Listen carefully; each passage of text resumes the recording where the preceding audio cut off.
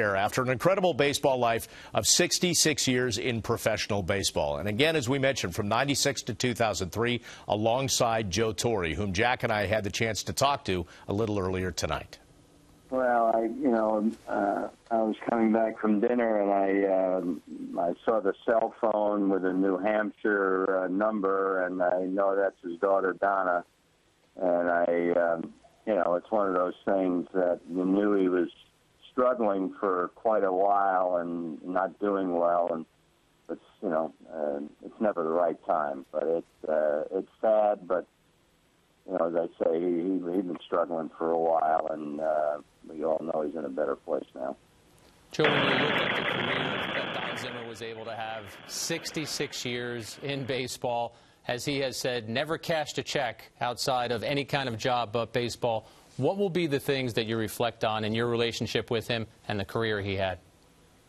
Well, good. I hired him, and I had made a statement. I hired him as a coach, and he became such a dear friend that he was like family. But I always used to give him a hard time about getting me interested in the horse business. I told him I probably would have retired a long time ago if he hadn't gotten me involved in racehorses. But the thing I'll always remember is that the man survived on very little sleep. He just went on adrenaline. He loved the game of baseball, loved being around young players. But just that way about him that just made you feel good when you were in his company. I never really got to know him as obviously until we started working together, and he really opened my eyes to some strategy. We agreed on stuff where I wouldn't try his bases loaded hit and run, although he kiddingly tried to get me to do that a couple of times.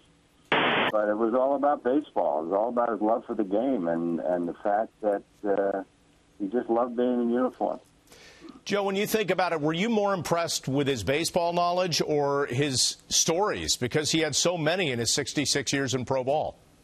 The stories, and he used to just talk about Jackie, and I'm a kid growing up in Brooklyn at the time Jackie Robinson came on the scene, and when we had a game that was one lopsided one way or the other, we'd always do I'd give him a little trivia on numbers because I was pretty good on uniform numbers, but it was always the Dodgers, always Jackie, and always very respectful. Talked about the captain Pee Wee, and it was always with such reverence that he would talk about those guys that it was so deep seated in him being a part of the Brooklyn Dodgers that the stories were great. I mean, he talked about card games and going to the track with Johnny Padres, but you're right. I mean, the baseball was one thing, but when he would tell the story, I don't think anybody could really describe them and have you picture it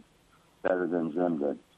Joe, you've mentioned horse racing a couple of times. Having Don Zimmer sitting next to you in the dugout, as wise as he was and as experienced as he was, how much of the risk taker and the gambler did he bring out in you when you were in the dugout? Oh, no, I called it fire and ice, because I was pretty conservative when I came on board. And, he would just yell out, hit and run here. And, I said, here? He says, yeah, because it was very, it wasn't predictable.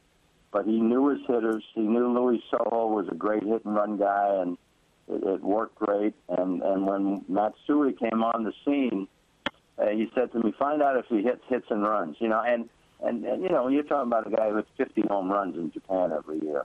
And when I asked Matsui, he says, anytime you want. So he had an instinct for the game that was unlike anybody else I've ever been around.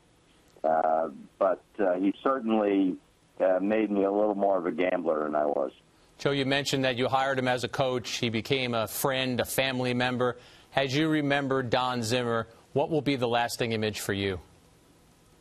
Well, the last, I'd have to say, just he loved the life. And the one thing I always remember, you know, and walking away after a game, the first thing he would do would unhitch his belt, take the belt out from the loops. That would be the thing. On his way back to the clubhouse, I could just visualize him now. When the game was over, win, lose, or draw, he'd unbuckle the belt, pull it out from the pants, and just give you that little rocking walk back to the clubhouse. But you know, he was a lifer, and you know, he'll be remembered for a long time with a lot of smiles on a lot of faces.